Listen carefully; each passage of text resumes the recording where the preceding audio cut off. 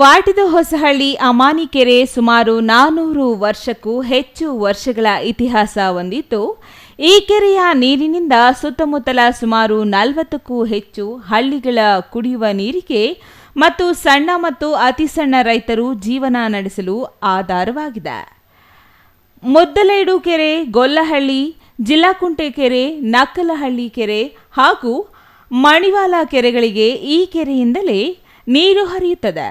ಇದನ್ನು ತಿಳಿಯದೆ ಯಾರೋ ಹೇಳಿದ ಮಾತು ಕೇಳಿ ಗೌರಿಬಿದನೂರು ನಗರಕ್ಕೆ ಅವೈಜ್ಞಾನಿಕವಾಗಿ ನೀರು ಸರಬರಾಜು ಮಾಡುತ್ತಿರುವುದು ಖಂಡನೀಯ ಎಂದು ರೈತರು ಎಚ್ಚರಿಕೆ ನೀಡಿದ್ದಾರೆ.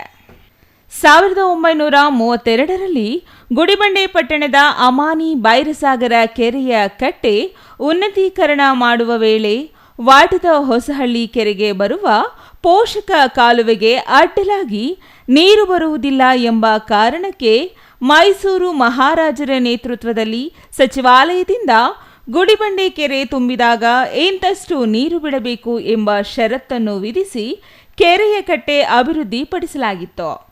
ಗುಡಿಬಂಡೆ ಅಮಾನಿ ಬೈರಸಾಗರ ಕೆರೆ ತುಂಬಿದ ವೇಳೆ ವಾಟದ ಹೊಸಹಳ್ಳಿ ಅಮಾನಿ ಕೆರೆಗೆ ನೀರನ್ನು ಬಿಡಿಸಿಕೊಂಡು ಕೆರೆಯ ನೀರು ಕೃಷಿ ಚಟುವಟಿಕೆಗಳಲ್ಲಿ ಬಳಸಿಕೊಳ್ಳುವುದು ವಾಡಿಕೆಯಾಗಿದೆ.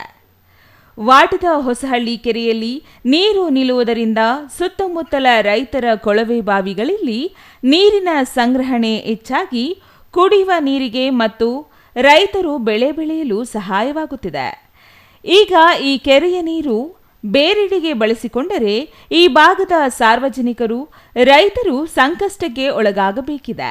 ವಾಟದ ಹೊಸಹಳ್ಳಿ ಕೆರೆಯ ನೀರು ಸುತ್ತಮುತ್ತಲ ಹಳ್ಳಿಗಳ ಜೀವನಾಡಿಯಾಗಿದ್ದು, ಈಗಾಗಲೇ ಮಳೆ ಕೈಕೊಟ್ಟಿರುವುದರಿಂದ ಈ ನೀರು ಬೇರೆಡೆಗೆ ಬಳಸಿಕೊಂಡರೆ ರೈತರು ಸಂಕಷ್ಟಕ್ಕೆ ಸಿಲುಕಬೇಕಾದ ಕಾರಣ ಕೆರೆ ನೀರನ್ನು ಯಾವುದೇ ಕಾರಣಕ್ಕೆ ಬೇರೆ ಉದ್ದೇಶಕ್ಕೆ ಬಳಸಿಕೊಳ್ಳಬಾರದು ಎಂದರು.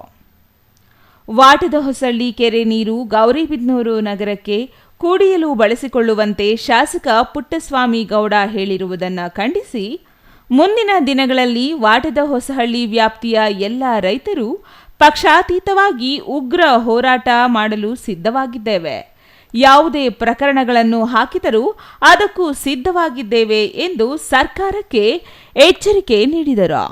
Manjunath, CTV news, Gauribidanur.